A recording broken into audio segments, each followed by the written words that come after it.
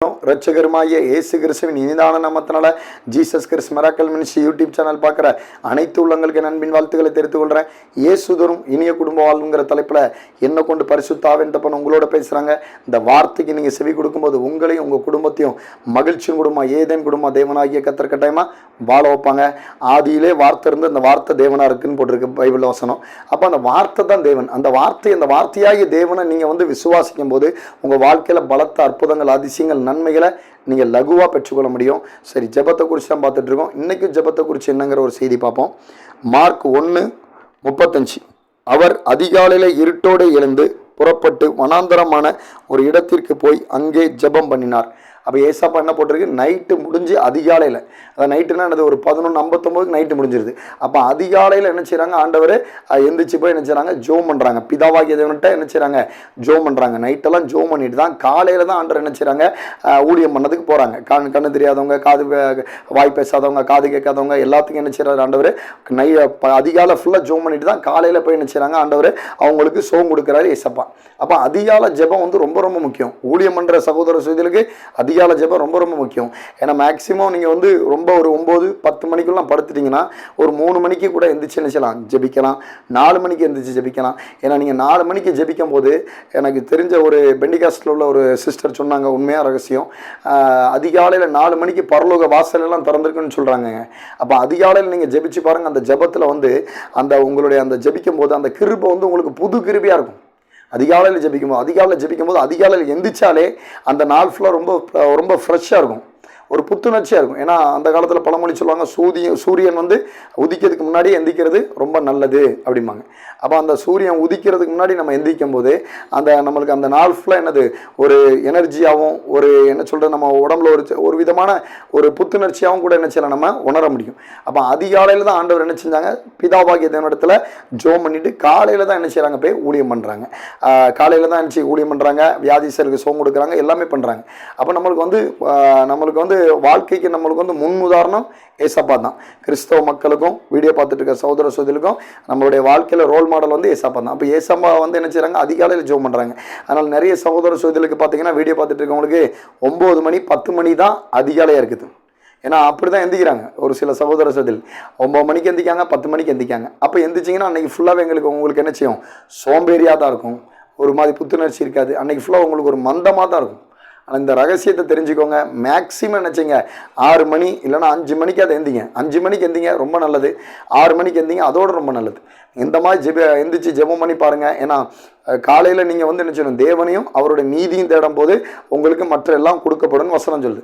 அப்போ நீங்கள் என்ன செய்யணும், முதல்ல எந்திரிச்ச உடனே காலையில் நினச்சிங்க, இந்த 1 மணி நேரம் ஜெபம் பண்ணுங்கள். 1 மணி நேரம் உங்களுடைய தேவைகள் மற்றும் உங்கள் சொந்த பந்தங்கள் பிள்ளைங்க தேவைகளுக்கெல்லாம் நினச்சிங்க ஒரு 1 மணி நேரம் ஆண்டவர்கிட்ட ஜெபம் பண்ணுங்கள். அப்போ நீங்கள் ஜெபம் பண்ணும்போது அவர் உங்களுக்கு எல்லாமே கொடுக்கப்படும் வேதவசனம் சொல்லுது. அப்போ அதிகாலையில் ஆண்டவருக்கு நினச்சிங்க அந்த 1 மணி நேரம் முக்கியத்துவம் படுத்துங்க. அப்புறம் பார்த்தீங்கன்னா இன்னொரு உண்மையான ரகசியத்தை சொல்கிறேன், என் வாழ்க்கையில் நடந்த உண்மையான விஷயம். ஏன்னா இன்னொரு வீடியோவில் ஏற்கனவே சொல்லியிருப்பேன். எனக்கு நான் என்ன சொல்கிறது, இந்த இதுக்கு நம்ம ஊழியத்துக்கு வரதுக்கு முன்னக்கூட்டி எனக்கு ஒரு இடம் வாங்க போய் அங்கே ஒரு பெரிய அமௌண்ட் எனக்கு லாக் ஆச்சு. அப்போ நான் கிட்டத்தட்ட ஒரு 38 நாளாவது என்ன செஞ்சுருப்பேன், அதிகாலையில் ஜெபம் பண்ணியிருப்பேன். ஒரு 3 மணி 3:30 மணிக்கு எந்திரிச்சு 4 மணிலேருந்து நான் ஆண்டவர் என்ன செஞ்சேன், துதித்து சோத்திரம் செலுத்தி பைபிள் படித்து ஜெபம் பண்ணுவேன். அந்த ஜெபம் எனக்கு ஒரு பெரிய அமௌண்ட் என்ன செஞ்சது, எனக்கு மீட்டு கொடுத்துச்சு. அதே மாதிரி பார்த்திங்கன்னா அந்த 2022 உண்மையாக நடந்த சம்பவம். ஒருத்தருக்கு ஒரு புது வீடு விஷயமா அதில் பேசப்பட்டதில் அது எனக்கு ஒரு அமௌண்ட்டு தரணும், ஒரு கிட்டத்தட்ட ஒரு 70,000 தரணும் 2022. அந்த நேரம் பார்த்து எங்கள் அம்மாவுக்கும் உடம்பு சரியில்லாமல் எங்கள் அம்மா ஆஸ்பத்திரியில் இருந்தாங்க. அவங்களுக்கும் ரொம்ப முடியாத கண்டிஷனில் இருந்து அவங்களுக்கு ஒரு பெரிய செலவாயிடுச்சு. அப்புறம் கத்தர் என்ன கொடுத்த 2 குழந்தைங்களுக்கு ஃபீஸ் கட்டக்கூடிய பயங்கர ஒரு நெருக்கத்தில் இருந்தேன். என்ன செய்யணும்னு தெரியாமல் இருக்கும்போது தான் அவர் அந்த ஒரு வீடு இதாகி அந்த வீடு அவருக்கு முடிஞ்சுது. அந்த வீட்டினால எனக்கு ஒரு பைசா தரணும். அப்போ நான் அவர்கிட்ட கேட்கும்போது, நான் தாரன்னு சொல்லிக்கிட்டு இருந்தவர் திடீர்னு நான் தர முடியாது, ஏன் தரணும் வைக்கணும் அப்படின்னு சொல்லி பேச ஆரம்பிச்சிட்டார். அவர் மிலிட்டரியிலேருந்து ரிட்டையர் ஆனவர். நான் என்ன செய்ய, போலீஸ் கம்ப்ளைண்ட் கொடுப்பேன், அப்படி செய்வேன் இப்படி செய்ய, உனக்கு தரவே மாட்டேன், உன்னால் முடிஞ்ச செய்யின்ட்டு. அப்போ எனக்கு தூக்கமே வரல அது கேட்ட உடனே. ஏன்னா எனக்கு அம்மாவுக்கு ரொம்ப முடியாமல் அதில் ஆஸ்பத்திரியில் ரொம்ப அவசர வார்டில் இருக்காங்க. அப்புறம் பிள்ளைங்களுக்கு என்ன செய்யணும், ஃபீஸ் கட்டணும், 6 மாதத்துக்கு மேலே ஆயிடுச்சு. அப்போ இந்த ஒரு நெருக்கத்தில் இருக்கும்போது எனக்கு நைட்டெலாம் தூக்கம் வரல. அப்போ ஆண்டவரே நினச்சிறேன் கொஞ்ச நேரம் ஒரு மணி நேரம் மட்டும் நைட்டு படுத்ததே 11:30-12 மணிக்கு தான். 1 மணி நேரம் மட்டும் படுத்துட்டு காலையில் 2-2:15 நான் எந்திரிச்சு நினச்சிறேன் ஜோம் பண்ணுறேன். ஆண்டவரே அப்படி தாரன்னு சொன்ன மனுஷன் திடீர்னு அந்த பைசாவை தரமாட்டேன்னு சொல்லிட்டாருன்னு சொல்லி ரொம்ப மன்றாடி ஆண்டவர்கிட்ட நினச்சிறேன் ஜோம் பண்ணுறேன். 2 மணிலேருந்து பைபிள் படிச்சுட்டு ஜோம் பண்ணிக்கிட்டே இருக்கேன். ஜோம் பண்ணி ஒரு 6-6:30 வரை 7 வரைக்கும் முடிச்சுட்டு திரும்ப அவருக்கு ஃபோன் அடிக்கும் போது தான் ஆண்டவர் கிருபையால் அவர் ரொம்ப ஹார்ஷாக பேசி தர முடியாதுன்னு சொன்னவர் சரிப்பா நான் உனக்கு தாரேன், என்னால் முடிஞ்ச தாரேன்னாரு. ஆனால் தரங்கிற மொத்தம் பேசின அமௌண்ட்டை தர மாட்டேன்ட்டு தர்றங்கிறத ஒரு தாரம்பா ஏதா பைசா அப்படின்னு சொல்லி சொன்னார். அதுக்கப்புறம் பார்த்தீங்கன்னா திருப்பி நான் தொடர்ந்து அன்னைக்கு அதுக்கடுத்து திரும்ப ஒரு நாள் ஜெபித்தேன். ஆனால் கடைசியில் ஆண்டவர் கிருபையால் அவர் என்ன அமௌண்ட்டை சொன்னாரோ அந்த அதிகாலையில் ஜெபிச்ச ஜெபத்தில் கர்த்தரோட பெரிதான கிருபையால் அந்த அமௌண்ட்டை கொஞ்சம் கொஞ்சமாக என்ன செஞ்சுட்டார், கொடுத்துட்டார். அப்போ நீங்கள் அந்த அதிகாலை ஜெபிக்கும் போது அந்த அதிகாலை ஜெபம் மனுஷங்க உங்களுக்கு யாரும் உங்களுக்கு எதுவும் பணம் உங்கள் பணமே தரக்கூடிய பணம் தரமாட்டேன்னு சொன்னாலோ இல்லை ஏதாவது சத்துரு போராட்டத்தில் கிரியில் இருக்கீங்களா, அப்போ அதுலேருந்து விடுதலை பெற முடியாது அப்படின்னு நினைக்கிங்களா, அப்போ அந்த அதிகாலை ஜெபம் ஜெபிச்சு பாருங்கள். அந்த அதிகாலை ஜெபத்துக்கு அவ்வளோ ஒரு வல்லமை இருக்குது. ஏன்னா எனக்கு ஒரு பெரிய அமௌண்ட்டை அந்த 38 நாளோ 39 நாளோ ஜெபிச்ச ஜெபம் அதிகாலை ஜெபம். அந்த அமௌண்ட்டை நான் கிட்டத்தட்ட ஒரு 2014-13 இருக்கும். அப்போ நான் ஊழியத்துக்குலாம் வரதுக்கு முன்னாடி அப்போவுமே அந்த அமௌண்ட்டை அந்த அதிகாலை ஜெபம் கத்ரா இயேசு அந்த ஜெபத்தின் மூலிமா மீட்டெடுத்து கொடுத்தாங்க. இப்போ அந்த 2022 எனக்கு அவ்வளோ ஒரு பண நெருக்கடி, அந்த நெருக்கடியில் அந்த தர்றன்னு சொன்னவர் தரமாட்டேன்னு சொல்லிட்டாரு.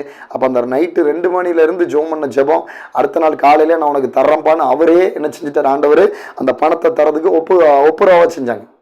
இதே மாதிரி அந்த அதிகாலை ஜெபம் கண்டிப்பாக உங்களுக்கு ஒரு பாடு ஓத்திரத்தில் இருக்கீங்களா, இல்லை யாரோ உங்களை ஏமாற்றிட்டாங்களா, இல்லை உங்களுக்கு வரக்கூடிய பணம் வராமல் தடைப்படுதா, இல்லை குடும்பத்தில் சமாதானம் கிடைக்கலையா, இல்லை குடும்பத்தில் மகளுக்கு கல்யாணம் நடக்கலையா, இல்லைனா வீட்டில் என்ன சொல்கிறது உங்களுக்கு வரக்கூடிய நன்மைகள் வராமல் இருக்கா, அதிகாலை ஜெபம் பண்ணுங்க. ஏன்னா தன்னை வருத்தி கொண்டு தேடுறவன் என்னை கண்டடைவான் வசனம் இருக்குது. அப்போ நீங்கள் அந்த அதிகாலையில் ஏன்னா காலையில் 3 மணிக்கெலாம் நீங்கள் அலாரம் வச்சு எந்திரிச்சு பாருங்கள், உங்களுக்கே ரொம்ப கஷ்டமாக இருக்கும். அப்போ அந்த உங்களை வருத்தி கொண்டு நீங்கள் ஜெபிக்கும் போது ஆண்டருடைய உங்களுடைய அந்த ஜெபத்துக்கு ஆண்டருடைய கண்கள் திறந்தவனமாக இருக்கும், அவருடைய காதுகள் கேட்டவனமாக இருக்கும். உடனே உங்களுக்கு பதில் கொடுப்பாருங்க. ஏன்னா நீங்கள் அதிகாலையில் ஜெபிச்சு பாருங்கள், அந்த அதிகாலை ஜெபத்துக்கு அவ்வளோ ஒரு வல்லமை இருக்குது. அதிகாலை ஜெபம் உங்களுடைய லைஃப்பில் நிறைய மாற்றத்தை கொடுக்கும், நிறைய அற்புதம் கண்டிப்பாக அந்த அதிகாலை ஜெபத்தின் மூலிமா கர்த்தராகிய தெய்வம் உங்களுக்கு செய்வாங்க. அதனால் அந்த அதிகாலை ஜெபத்தை குறித்து நீங்கள் அதை முக்கியத்துவம் கொடுங்க. நம்ம மேக்சிமம் ரட்சிக்கப்பட்ட பிள்ளைங்க ஊழியம் பண்ணுறவங்க என்னச்சிங்க 4 மணி இல்லைன்னா அதிகபட்சம் 5 மணிக்கெல்லாம் எந்திரிச்சு ஜெபம் பண்ணி பாருங்கள், உங்களுக்கு பெரிய மாற்றம் கிடைக்கும். அதிகாலை ஜெபத்தில் அந்த புதிய கிருபைகளை நினச்சவர் ஆண்டவர் உங்களுக்கு கொடுப்பாரு. அந்த அதிகாலை ஜெபத்தில் எனக்கு நடந்த அற்புதம் உங்கள் வாழ்க்கையில் கர்த்தராகிய இயேசு கிறிஸ்து கட்டாயமாக செய்வாங்க. தேவன் இந்த வார்த்தையின் மூலியமாக உங்களோட கூட பேசியிருப்பாங்க நான் விசுவாசிக்கிறேன். நீங்கள் கர்த்தரால் ஆசீர்வதிக்கப்பட்ட தேவ ஜனங்கள்.